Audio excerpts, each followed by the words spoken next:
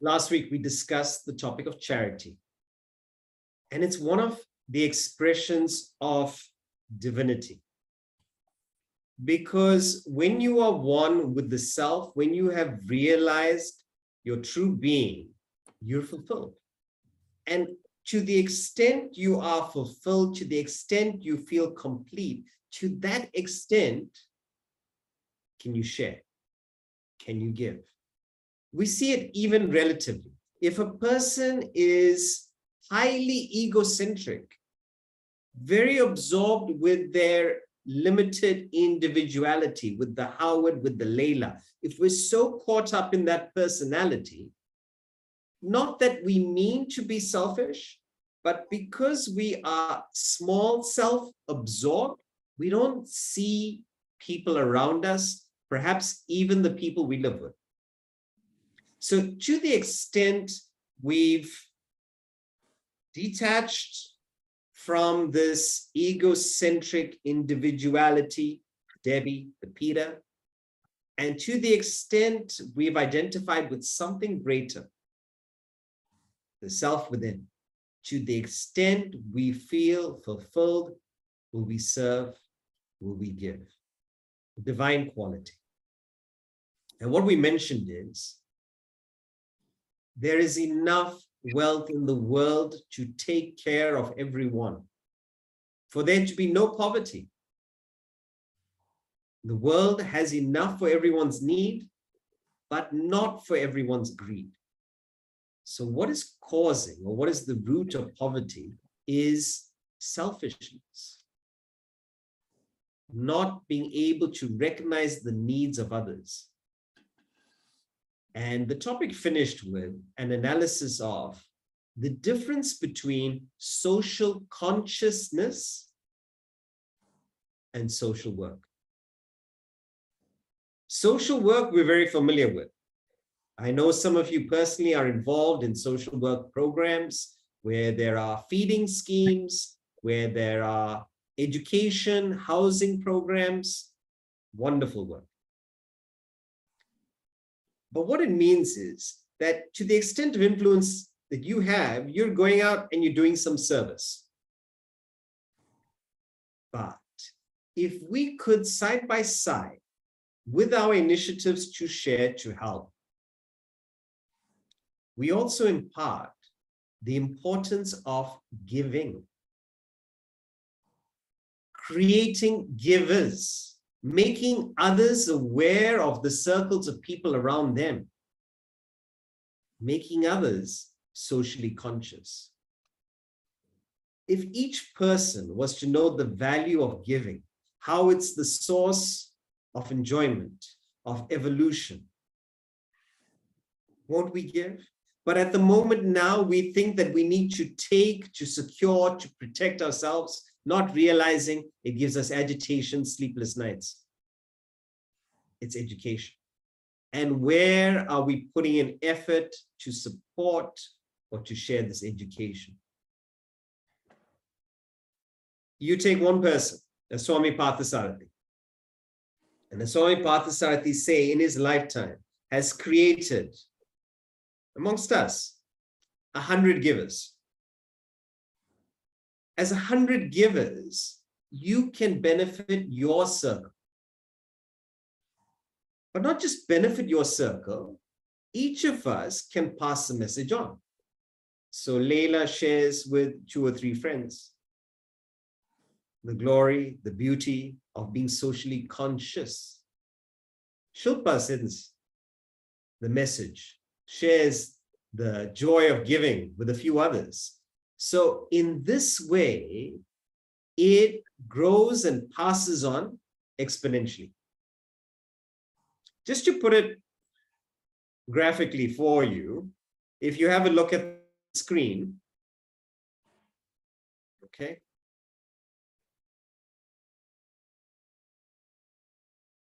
So if you see, here is the world, okay?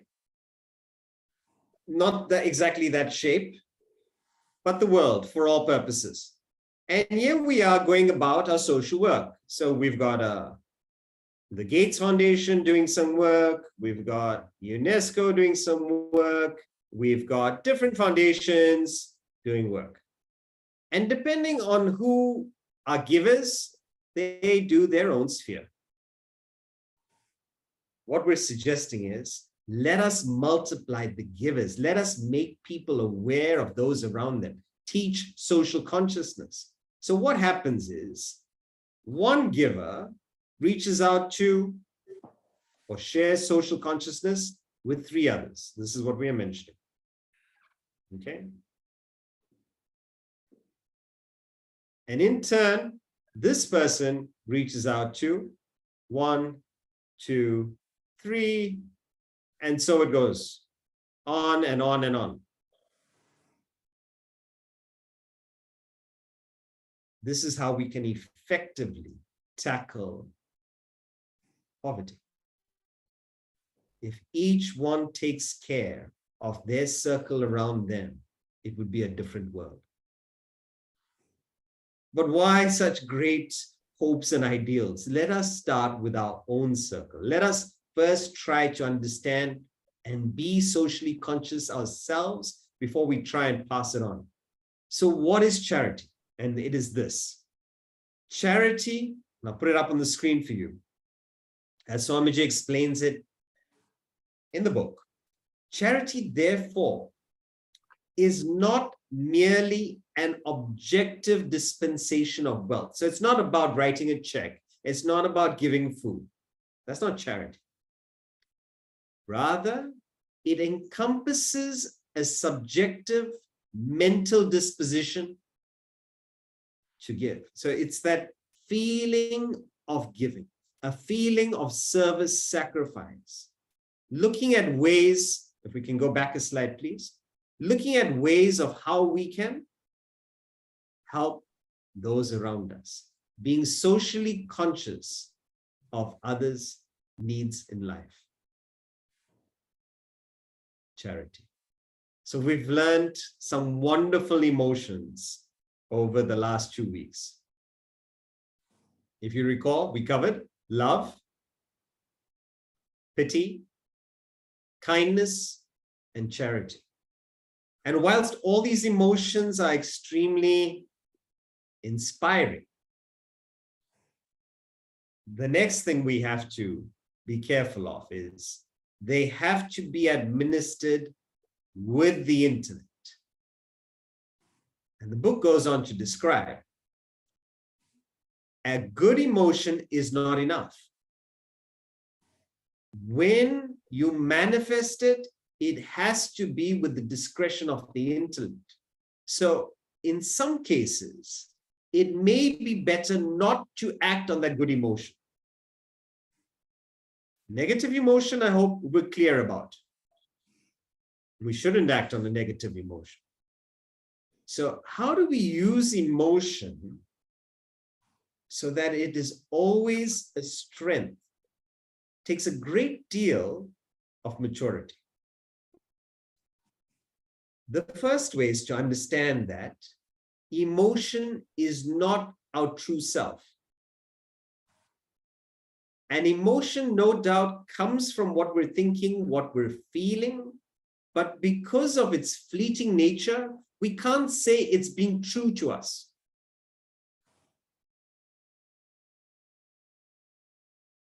Today, in popular culture, society is being encouraged to act on emotion. The trouble is, what is being true to yourself? What is being authentic? Is it acting on every emotion that you have? So if any of you were to meet Swamiji, and suppose you had a beard, Girish is, there you go. If you have a beard, or if you have many earrings, or if you have tattoos, Swamiji will ask, what do you have a tattoo for? What is that beard for? And people think that he has a particular preference, but it's not that. He says, anything that comes to your mind, you act on. You want a tattoo, put a tattoo. And then next week, something else inspires you, another tattoo. You run out of space, skin space. It is not every emotion that we act on, because emotions are volatile. It needs to go through the filter of the intellect. So there's a story given where a saint was talking to the serpent who used to terrorize all the villages. A great big snake that lived in a cave. And the snake would come out and all the villagers would flee. So the saint went up to him and said, "What is this life? You're scaring everyone away. You're all by yourself. Practice love." And he gave the lecture that we had 2 sessions ago. Practice love, oneness. It'll be a feeling that'll make you better, make you feel happier. And the serpent got inspired. Okay. All right. It didn't have hands. Okay. Serpents don't have hands. So you can imagine it was like this. It was happy. It's going to practice love. And the next day, it came outside, and this time the serpent didn't hiss. It was quiet. It was passive. And the villagers still, they screamed. And because the serpent wasn't hissing or moving violently or quickly, they started throwing stones. The serpent made a hasty retreat. Went to the saint and the sage. "Look at me, I'm bruised, I'm battered because I listened to you, sage. No more Vedanta for me." Saint said, "Hey, hold on. I didn't impart my message correctly, obviously. My message was, you should convey love in your heart, but you still need to hiss when you're around." What it means is the emotion has to be from within. And depending on the scenario and the person and the environment that you're in, you've got to act accordingly. But never should that positive emotion be interfered with. Have love, but depending on the situation, you may have to be powerful, assertive, aggressive, depending on the situation. There's a beautiful line that encapsulates what we're discussing here. You should never lose your temper, but you can use your temper. So what are we used to? We lose our temper and shout at someone, perhaps road rage. We lose our cool very often with our spouse. We're so irritated. A number of things that we are minor frustrations, then it boils over. Hang on. Use your temper. Now, what use your temper means? Be cool, loving inside, but you may use the expression of anger, the emotion of anger, to get a point across. So you see, both ways. You may have the emotion and a soft emotion, and you may put on a hard countenance. You may have a strong emotion and put a soft countenance. Then how do you decide, anyone, which emotion to use? Yes, Girish. But that is what everyone does, but is always wrongly understood. Wherein the question of a spouse comes in, there is love, compassion, everything. But when you tell them something, it is like it's the same thing. I don't know how. I mean, could you explain a bit in a better way? I mean, for me, it is the same. Sure. And it's a practical difficulty because it requires quite a bit of intellect. It's not easy. What we're saying here, it's very subtle. How do we decide how much emotion to give, how much emotion not to give, how much of expression of emotion? So having the emotion is not enough. You may have love, kindness, sympathy, but how you express it is just as important. So there was a student like you who is going through the subject, and he has deep emotions for his spouse. But the wife's constant complaint was, you don't love me, you don't express enough, you don't care for me, you don't show your appreciation. Now he has all these emotions, a very fine person, has all these emotions, but the problem is he's not expressive. So the wife doesn't want gifts, the wife doesn't want poetry, the wife doesn't want duty, the wife wants a hug. Wants him to sit next to her now and then and hold her hand. All the emotion is there.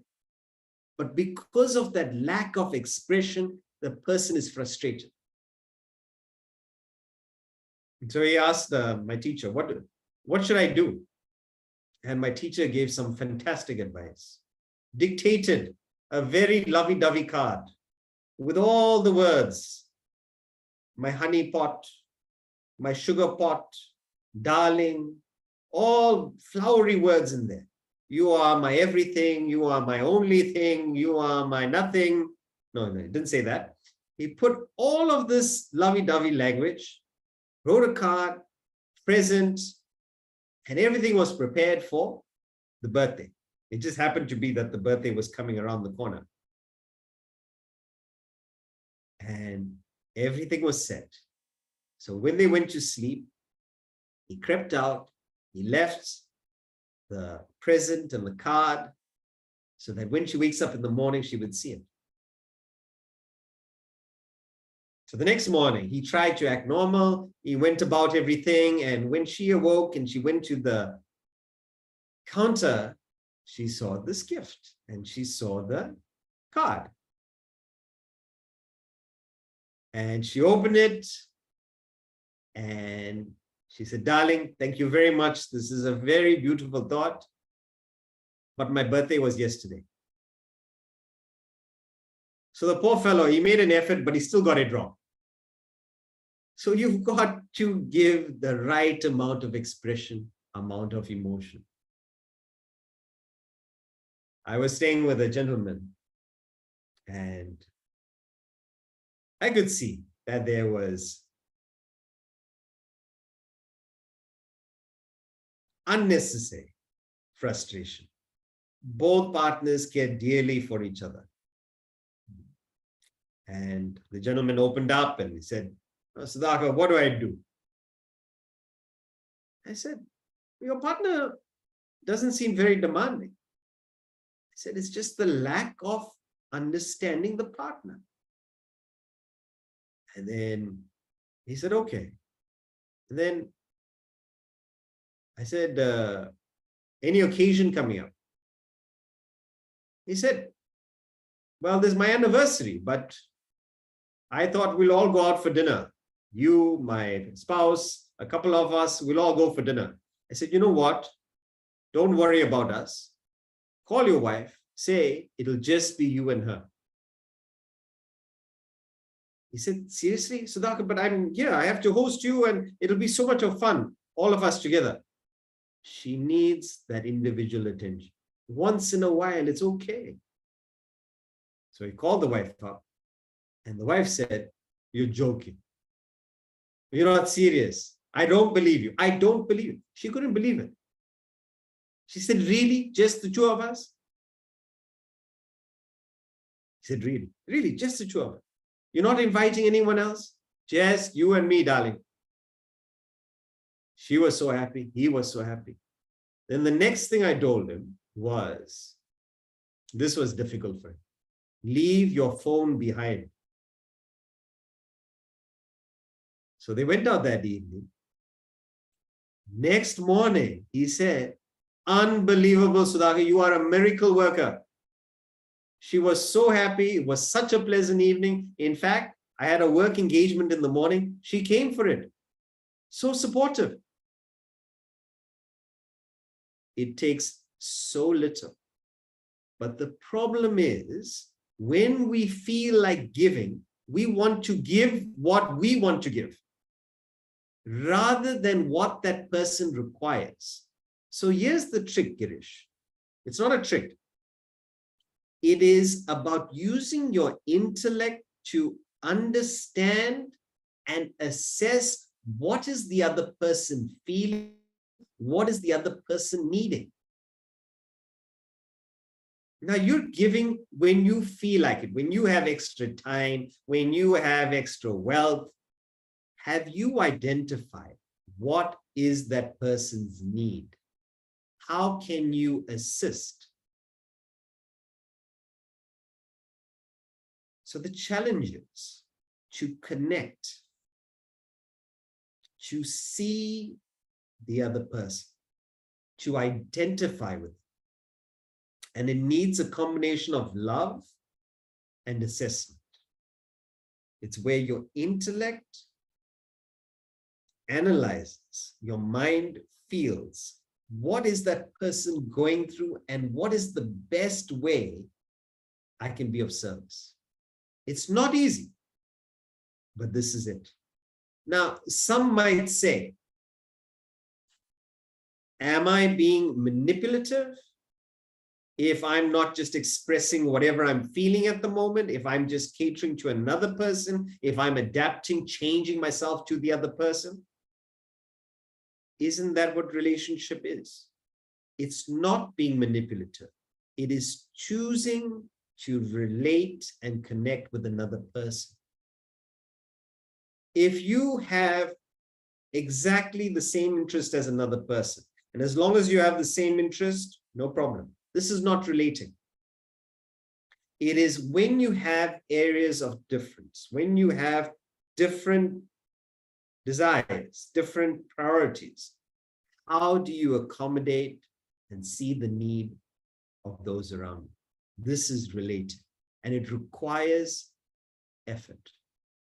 It is so difficult to give.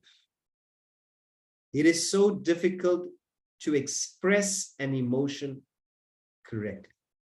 That will not only improve your mental health, but also your relationships. So it's interesting. So, Girish, you may not have, or you may have, so the two things. You may not have that spectrum of emotion. What? The type of emotion that is physical expression or material expression. That's not how you would express affection, emotion.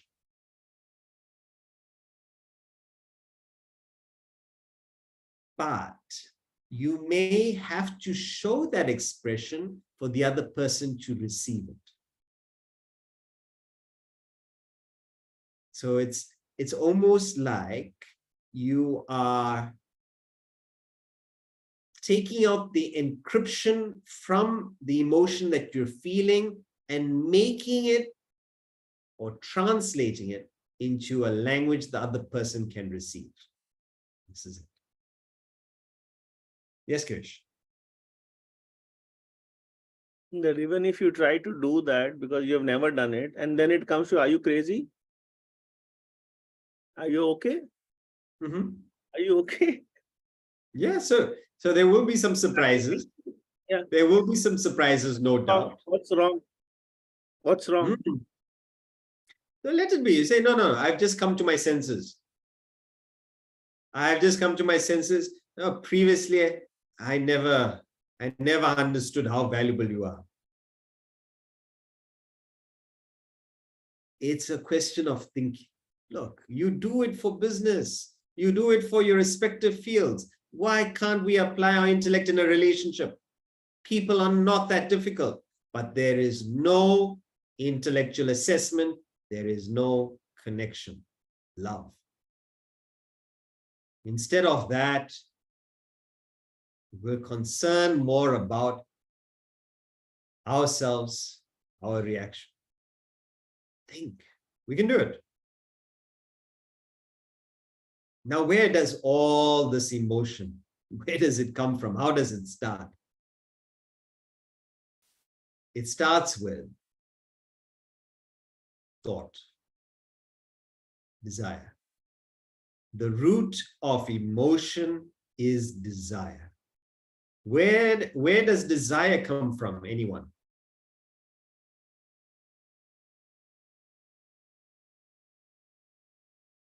Thought. Vasanas. Vasanas, okay. Where The do mind. The mind. mind? Yes, the mind, correct. Desire comes from the mind, right? And where does it start?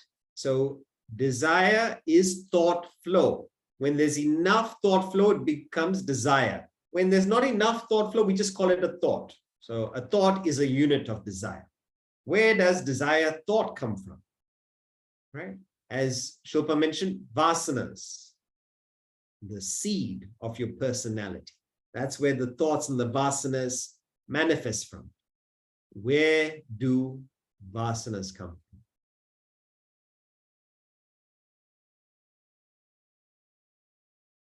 This is a highly philosophical question. And vasanas are considered ignorance of self. And this is how it starts. The whole thing begins when you don't know your real self.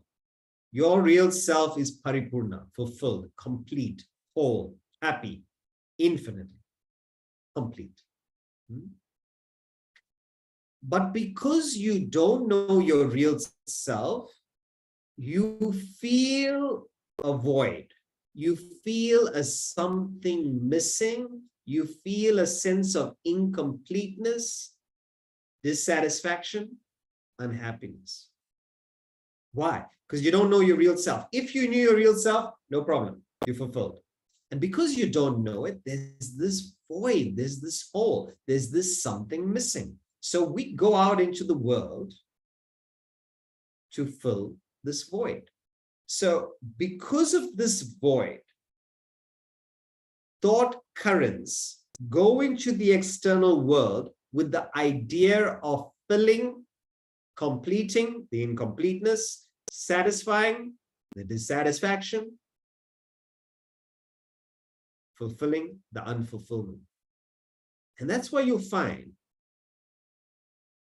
whatever we do and whatever area we try with these thought currents to try and fulfill or fill the void, we're not able to do it successfully.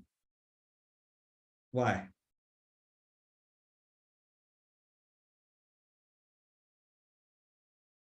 So let me repeat.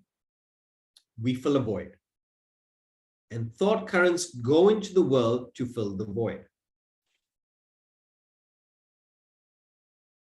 They go into wealth. They go into partner. They go into children. They go into fame. They go into holiday. They go into sightseeing. All different avenues in the world to try and fill the void. Has any person found it in wealth?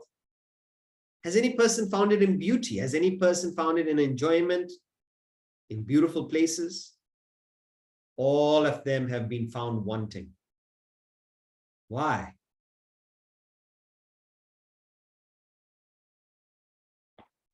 Why can you not find? Because desires are insatiable. Desires are insatiable. Why? 10? Because we are already complete. Because we're already complete? Yeah, we are. Okay. Is This is a good point. Is it because that it's not what we're really looking for? So what are we looking for? We think we're looking for these objects, but in actual fact, it's not. We're looking for the self. Anyone else? Yes? Because sorry. Go for it, Nisha. Because fulfillment of one desire generates another desire after that. So you're never satisfied. Never by just satisfied? fulfilling one. I'm getting, remember, today's topic is root of emotion. So we're going right to the root. So these different thought currents that are going out become desires for the particular things in the world. But they're going out because they're trying to fill the void. But they don't do that. Ernest, you had a response? Yeah, because we are guessing to get this fulfillment, because we don't know what we want, so you're guessing it everywhere, but you're not getting it. Yes, true. Is We're it And also doing an era about happiness. Yes, Debbie. peace and happiness is what ultimately you're looking at Peace in and everything? happiness. Yes, but we're trying it in the world. Debbie? You're on mute. Yeah, maybe then I jump in. I think one has to differentiate. So some things I do when I search for something does give me a neutral feedback, so to say. So I feel neutral after I did it, and other things that I do give me joy. And so I think one cannot just undifferentiate it, treat the subject. Okay. Right, there's a difference there. Fleeting, permanent. Okay. Debbie, you had something? The fulfillment does not exist in the external object. Does not exist then. Okay. Yes, that's it. Usha Paresh. So this is it. It is, you will not find fulfillment there because what has caused the void? The void is caused by ignorance of your real being. So the only thing that can fill the void, to solve the void, is what? How do you solve ignorance? Knowledge. With knowledge. You solve it with knowledge of your real being. Now, what are we trying to do? You say, oh, there's ignorance of myself. Let me bring some bleach. Let me bring some potpourri. Let me bring some gold. This is not going to help with ignorance. Let me try different pleasures. Let me try different joys. It's not solving the problem. It's not solving the reason why our thought currents are going into the world. The reason for the void, that feeling of emptiness, is because you don't know your real self. And whatever you achieve, whatever wisdom you reach, you will not feel complete until you've solved this question, until you found or regained your real being, your real self.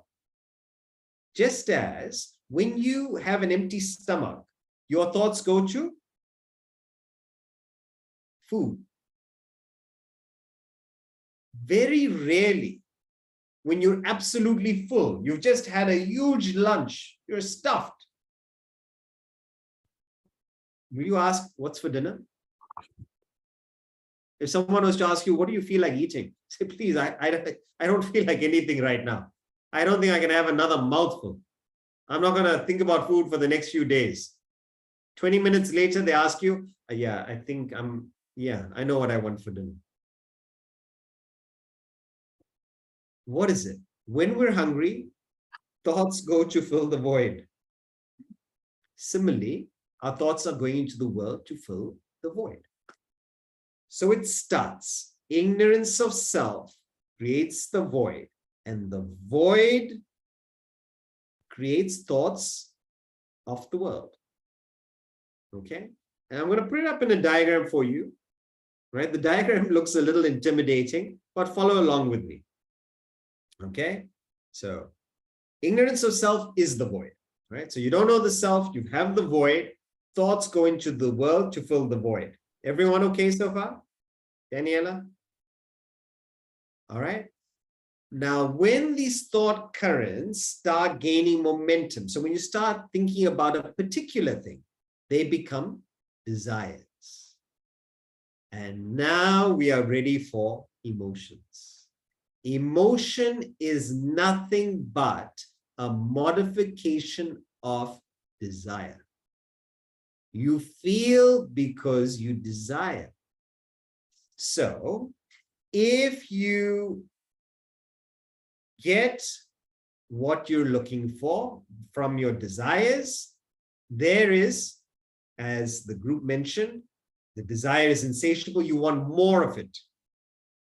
You experience the emotion of greed.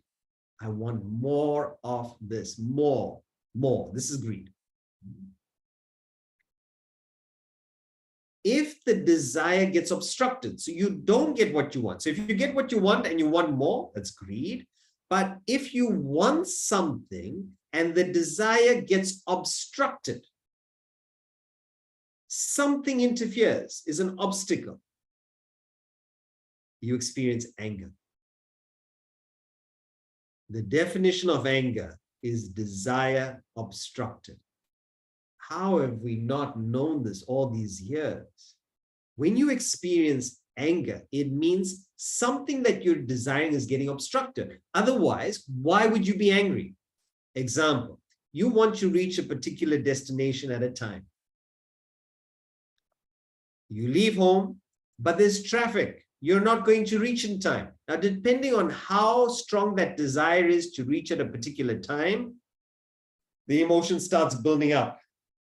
I have to reach there. I have to reach there. I'm not reaching there. And then you start pressing the hooter. You start cursing. You start driving rashly. There's anger. Suppose you didn't have to reach at a particular time.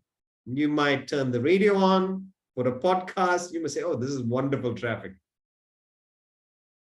What's the difference? Strong desire being obstructed. In the book, Swami gives the example, Tom loves Elizabeth.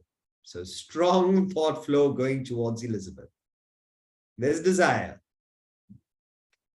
But John comes along the way and starts also courting Elizabeth and starts taking Elizabeth out. Desire obstructed. And desire deflected, that thought current deflected towards John is anger. You're in my way. What is fascinating about this is we can tackle areas where we experience anger. So when we experience anger, trace back which desire has been obstructed. Find out, because sometimes when you express anger, it may not be for that particular person or situation. It may be for another desire that was obstructed. Maybe you did not get the promotion that you were expecting, that you were desiring. It was obstructed because of another person or situation, and you express it at home to find the right desire that was obstructed. Trace back, trace back. Let's show another example of modification of desire. So continuing with our diagram, so suppose you've gotten what you want and the desire increases. You're allowing it to flow. So this small stream has become a river, and this river is gaining momentum. It says that when you are so filled with desire, you get into what is called moha. This is a Sanskrit word, which means delusion. Greed is lobha. Desire itself is kama. Anger is krodha. These are just Sanskrit names for it. If you continue just allowing this thought flow to go, you get into delusion. Delusion is when you lose sense of perspective, of proportion. And because you look at the whole world through that strong desire, you see things in a biased, skewed way. And that's why you're deluded. You see things through the lens of that desire. So anything that supports the desire becomes favorable. Anything that doesn't becomes an enemy. Resistance, trouble. This is a terrible state. We see this. People getting deluded on power. people getting deluded with wealth, people getting deluded with enjoyment, with kicks. Dangerous. And if this continues unchecked, for those who have achieved more, and if we can have the diagram up again, for those who have achieved more than you in that particular area, we experience envy, matsarya. And for those who have less than what we've achieved, we experience the emotion of arrogance. You see how they're all plays, modifications of desire. And for what we've gained already, we experience bhaya, which is fear. We're fearful of losing what we've gained. So if we allow the mind to just flow with the thoughts, you can experience these full range of emotions. And these are selective, the ones we've chosen. All emotion or modification, all emotion is modification of desire. So whenever you experience an emotion like envy or arrogance, greed, trace back. Try and get to the desire, the thought that is coming from. And if you want to take control of this emotion, what do you need to do?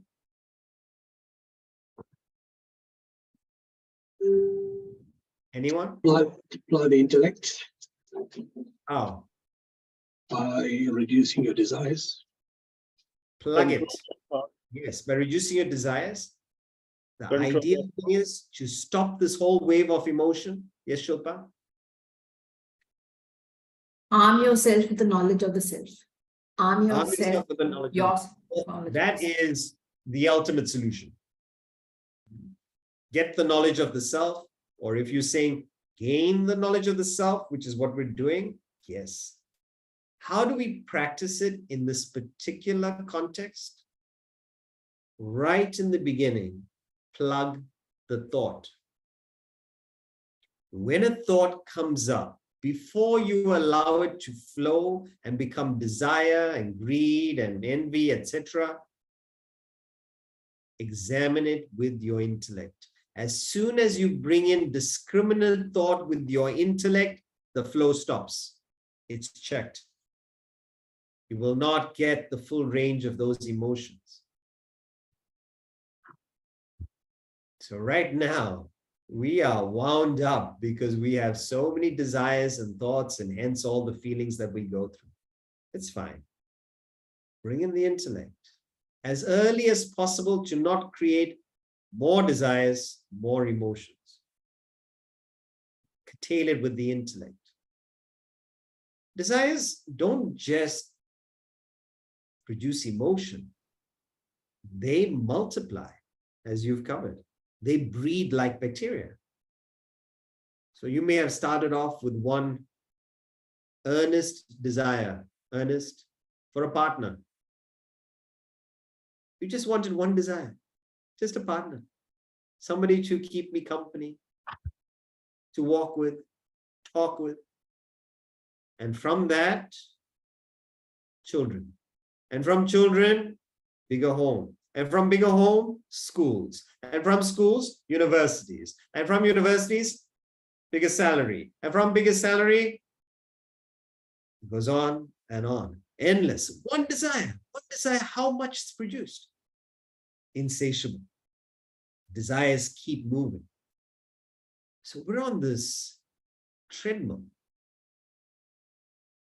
Sometimes you see these guinea pigs or rats that are in captivity and they're put on this wheel and they continue on the wheel. They keep running. It's like, where are you going?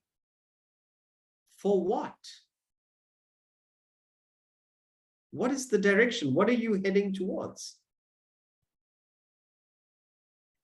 Bring in the intellect, check it. Now, how are we going to check it here? The best way to check the spread of desire is by introducing a higher ideal. When you have a higher ideal, the lower desires are kept in check. So you may have so many lower desires for a particular type of food, for a particular type of comfort, but if you have a higher desire, let's say for education, you come to the academy, you don't mind that the food is vegetarian if you're not vegetarian. You don't mind that the mattress is not the same thickness as your mattress. You don't mind the weather difference. Why? You have a higher ideal of education. Similarly, you don't mind so many discomforts when you're working for the higher ideal of your family, for the higher ideal of your team. How many discomforts you don't mind. So those lower desires get taken care of because of the higher desire. If you look at the pyramid, the higher or subtler desire that we have, because the quality is higher, the numbers reduce.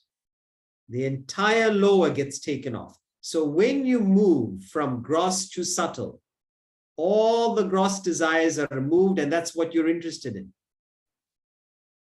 But keep moving. This is the idea. Keep moving, reducing the desire, becoming free of all this unnecessary treadmill, unnecessary running.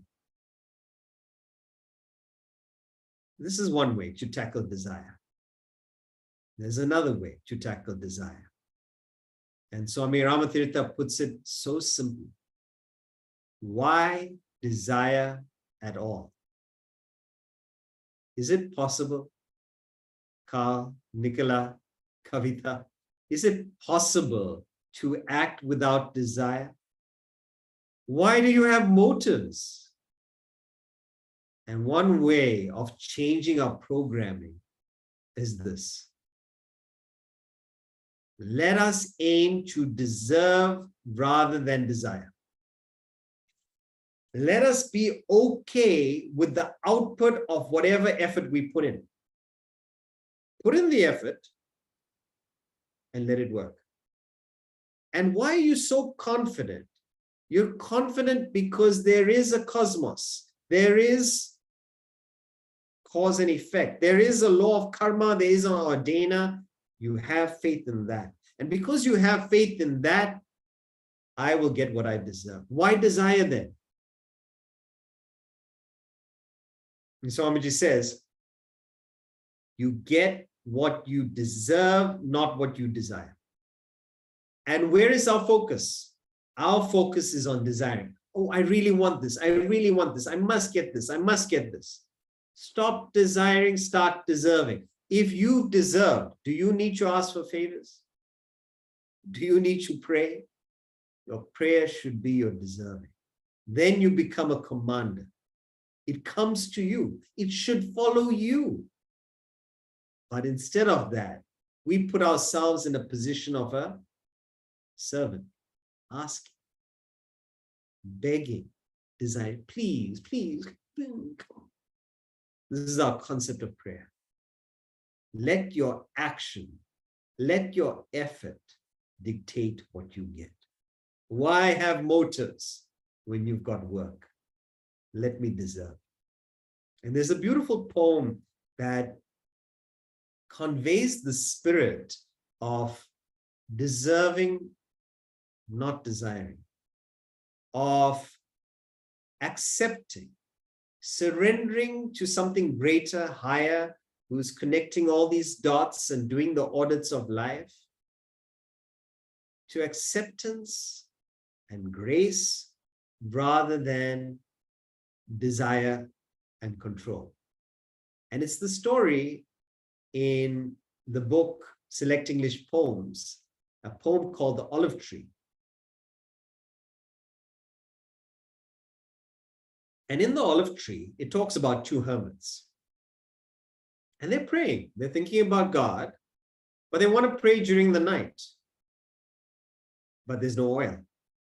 So they wanted olive oil for their prayer, to think about God.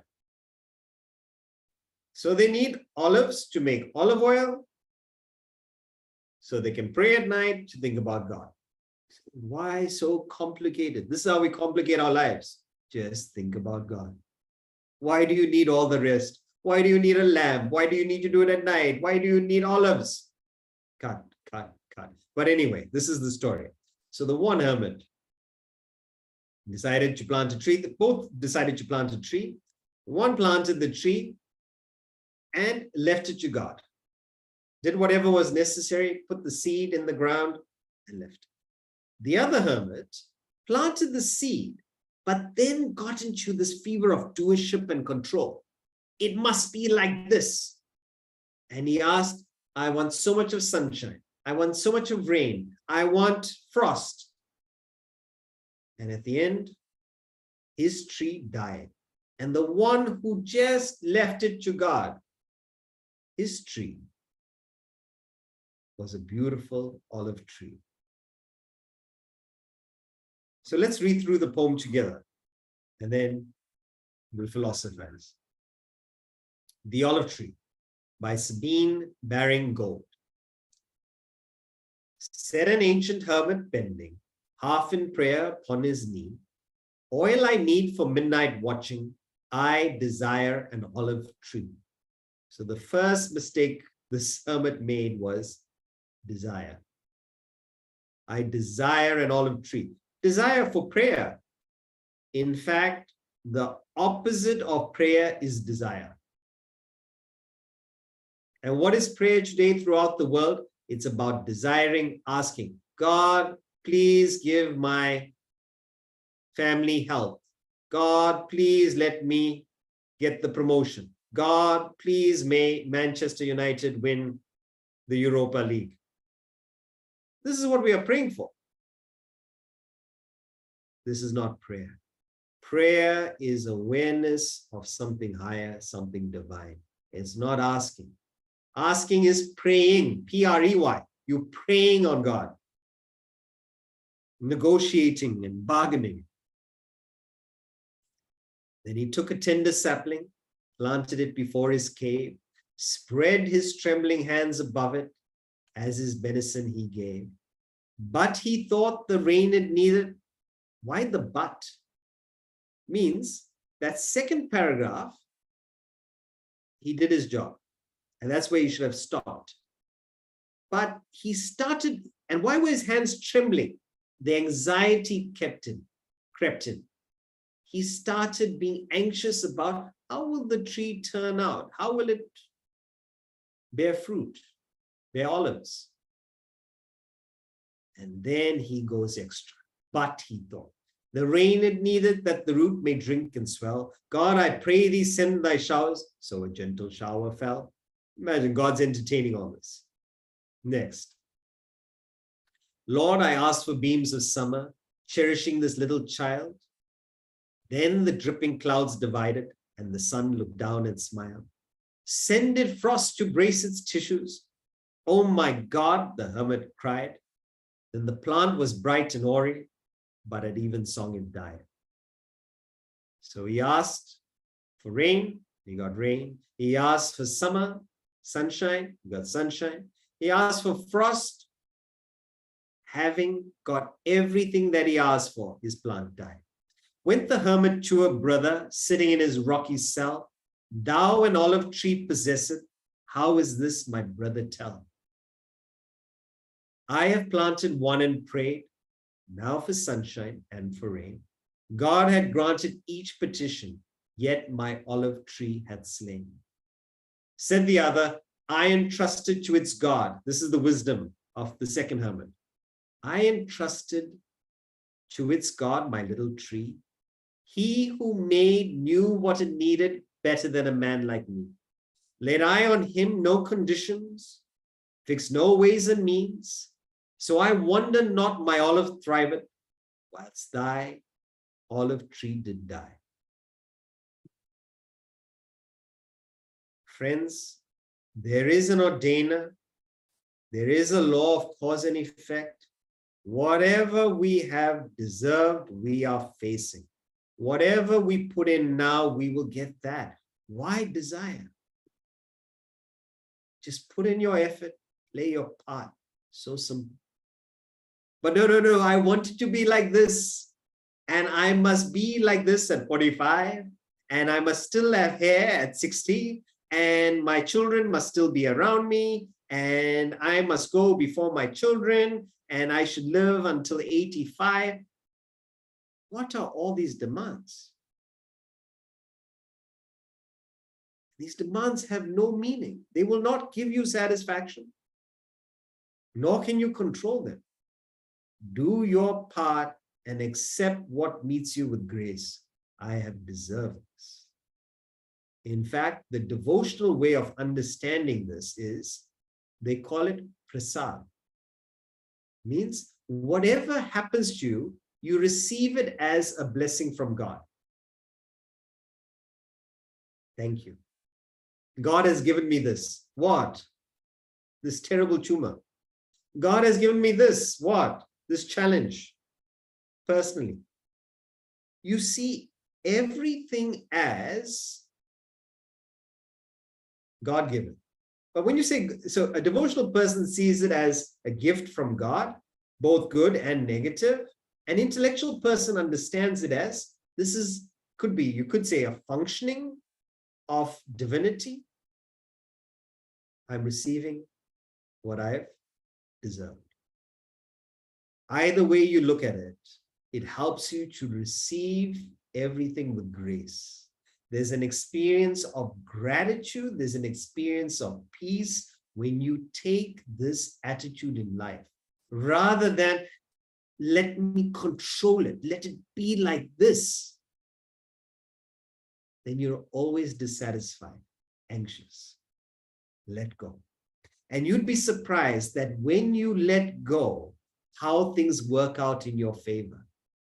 William Shakespeare says, there's a divinity that shapes our ends.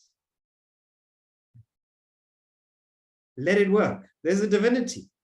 Just surrender to that divinity, that cause and effect, that ordainer, that force, that phenomenon that's connecting the causes with the effects.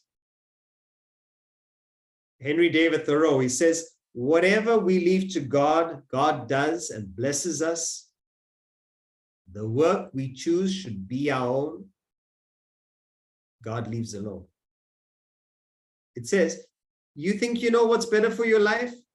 You think you know what you want? All yours.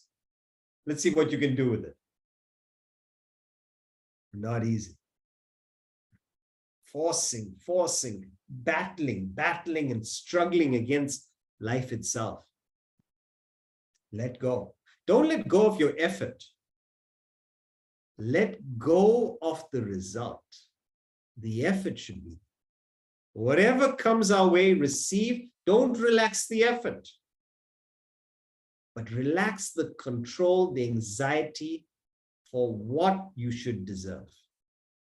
That's not determined by you. Actually, it is, but it's determined by all your efforts, all your past. When your ego submits, you humble yourself. So we've encountered a few ways to tackle desire. Choose a higher ideal. With your intellect, bring it in immediately to stop the formation of desire. Capture it at the thought level as soon as it comes up. And the third one, let us move from asking and desiring to deserving. Let us take the attitude of the second hermit. We do our part and we leave the rest. Do your best and leave the rest. If we continue like this, our desires reduce and reduce. But you will only find that self within. You will only remove that void if all desires are removed. Because a human being minus desires equals God. Whilst there is that one desire left, it will not give you that infinite peace and bliss. Remember the equation we started off this chapter with? A human being minus desires equals God. God plus desires equals a human being. Can we have that diagram up, please? You see it on the screen? Because this is the summary of the philosophy. It's a summary of where we're moving towards. What is the theme behind a perfect action? What is the theme behind emotion? And what we're going to start next week is the theme behind the intellect, knowledge, the light of knowledge. It's all about how, with action, emotion, and knowledge, to reduce desire, and finally, to remove desire. Unless you're completely empty, unless you've completely dropped your identity with the ego, you will not experience your real being. You will not experience the Spirit of God. In the Bible, it says, empty thyself. What does it mean, empty thyself? Of what? Not of your riches. Empty thyself of your desires. I shall fill thee. Who knows this? Who is there to impart this wisdom? Empty thyself of your desires, your vasanas. The Bhagavad Gita puts it differently. It says, relinquish, give up all your dharmas, your natures.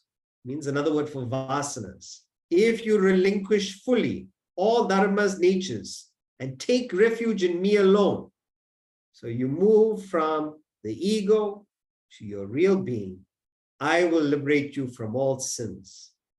Grieve not. Don't worry. You get then an assurance. If you do this, liberation is yours. You will be free. You will not be on that treadmill, on that rotating wheel of desire. Imagine. You need not do anything, you can do anything. What liberation, what freedom. But this is the price of your peace. What? What is the price of your peace?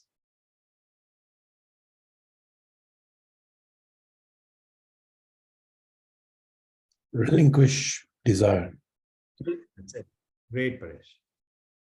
Relinquish desire. How do you relinquish desire? You can't give it up. You've got to take up higher and higher desire. That is the path.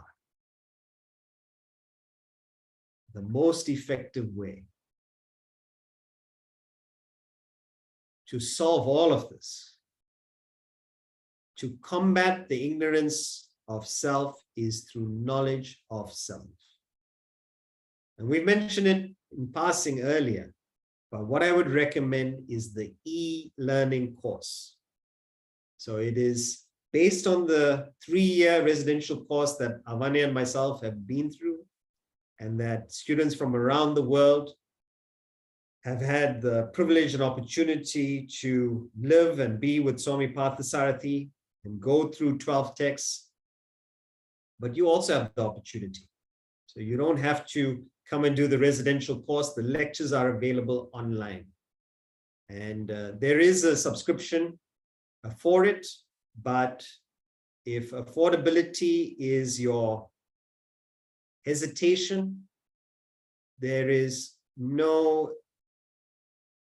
nobody is prevented from this knowledge. So you can reach out to me and it's not a problem at all.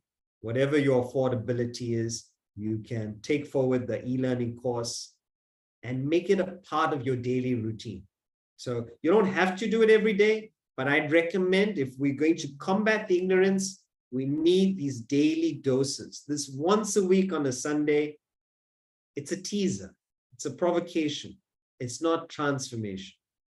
But if you're getting these doses in a structured format every day, it will have an impact in your perspective, in your intellect, and then your ability to manage and reduce and remove desire. We continue next week with the light of knowledge. Have a good week, everyone. Thank you. Hari Om. Thank you. Hari Om. Thank you. Thank you too. Thank you. Thank you. Thank you. Thank you, Sudhakar.